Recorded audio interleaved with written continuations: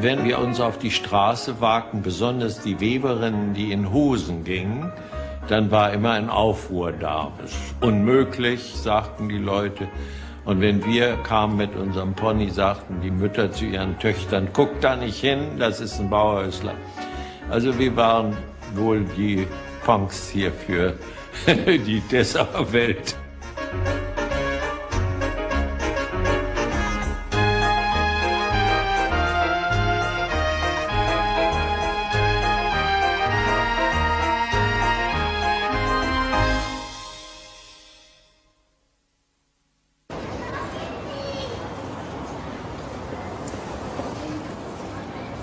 The biggest change at the Dessau Bauhaus was the introduction of an architecture department.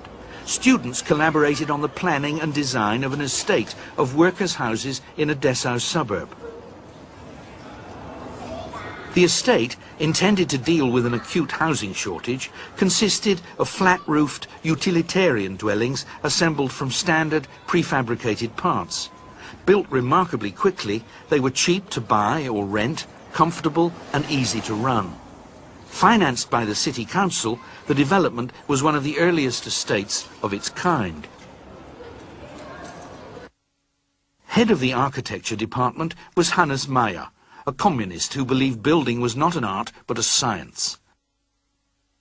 He soon became the second director of the Bauhaus. When I in 1928 stepped out, because I thought that with the coming up Nazi movement, that I was a factor which did harm to the Bauhaus because they attacked always me. I stepped back and wanted to go again into private activities and made Hannes Meyer to my successor. Hannes Meyer had not told me about his strong leanings towards the very leftish political side.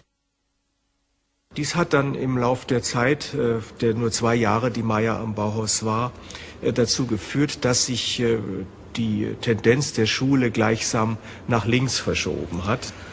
Was natürlich auch damit zu tun hatte, dass 1929 in der Folge der Weltwirtschaftskrise eine sehr starke, disparate Bewegung in Deutschland war, die ja dann auch den Aufstieg der Nazi-Bewegung begünstigt hat und auf der linken Seite des politischen Spektrums ein sehr starkes Anwachsen der kommunistischen Bewegung, die auch am Bauhaus aktiv wurde. Dies war der eigentliche Grund, Hannes Meyer 1930 von der Leitung des Bauhauses zu entfernen und Ludwig Mies van der Rohe zu seinem Nachfolger zu bestimmen. They got Mies van der Rohe, who was not a gentleman like Gropius, but a Catholic theoretician from the Rhineland. And if you know Germany, you realize that the Rhineland was different from Prussia. Mies van der Rohe was easygoing, Rhineland, wine drinking,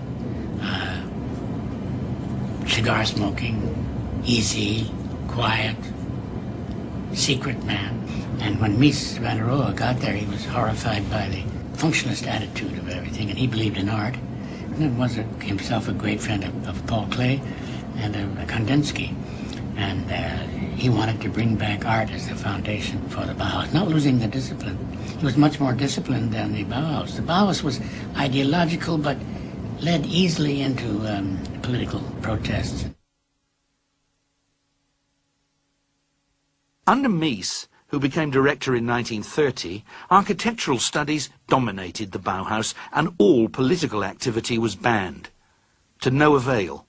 In Dessau, as earlier in Weimar, the Nazis gained control of the city council and closed what they saw as a festering sewer of communist, cosmopolitan and Jewish ideas.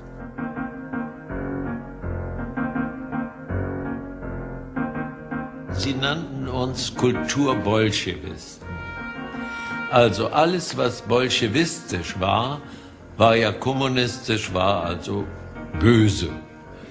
Und wir waren durch die Stahlmöbel und durch unsere Verbindung von Kunst und Technik völlig falsch gelagert, denn der Nationalsozialismus hatte eine ganz starke Ausprägung zum Blut und Boden, das nannte man so. Das hieß bäuerliche Möbel, bäuerliche, handfeste Sachen. Dabei ließ er sich vom Speer Möbel machen, die waren wie die auf den Dampfern, wie sie auf den großen Schiffen. Aber er verlangte von dem Volk also, dass sie also solche Holzmöbel nehmen. Und er wollte wieder zurück zu der bäuerlichen Einfachheit. Und das war der Sache. Und dann gab es Brauchtum und Sitte. Dann wurde auch noch getanzt. Also, und unsere Jazzmusik war ja absolut verboten. Die ließ man nur, Goebbels ließ sie nur im Film durchkommen. In Filmen durfte man ein bisschen so Tanzmusik machen und so. Die hassten uns, weil wir was anders machten.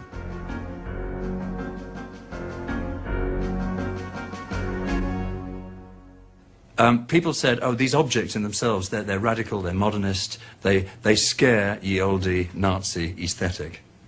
That simply isn't true. Bauhaus artifacts were on sale throughout the 1930s in Germany. In shop windows, you'd have a Marianne Brandt kettle next door, a teapot next door to Nazi swastikas and souvenirs of the regime. There's even a famous postcard of Hitler reclining in a tubular steel chair. So it wasn't the objects which caused the problem. The Nazis quite understood industrialization. I mean, autobahns, gas stations, the four-year plans, you know, the Volkswagen. They understood all that. It was the teachers and the students, and it was that image of the Bauhaus that got them into trouble. Stormtroopers commandeered the Dessau Bauhaus, shattering glass, throwing tools, files and furniture out of the windows. Another sinister kind of school took over the building. It trained party functionaries. The last home of the Bauhaus was Berlin.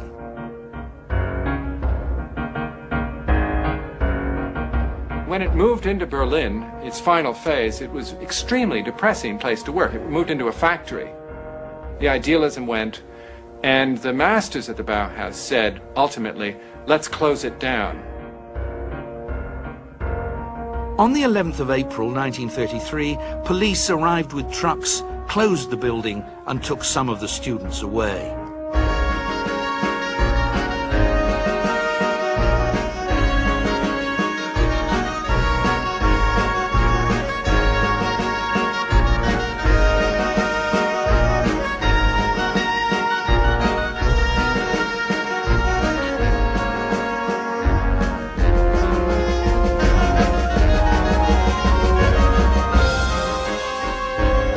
By the beginning of 1933, the Nazis had come to power throughout Germany. So the Bauhaus, whose life began with the birth of the Weimar Republic, ended with its extinction. Its 14-year life had exactly mirrored that of Germany itself.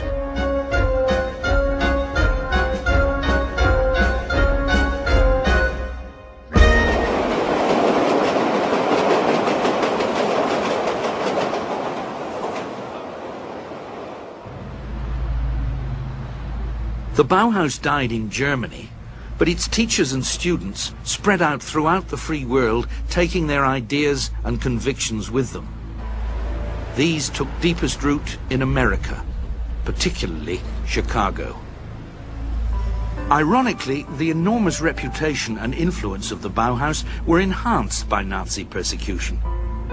Transplanted to the New World, the Bauhaus idea proved more fertile than ever. Thanks to the presence there of Gropius, Mies van der Rohe, Moholy Nagy, Albers and many other former members of the Bauhaus, the American city became the architectural proving ground for the industrialized world. Not only the definitive face of the 20th century in architecture and design, but still a crystalline vision of the future.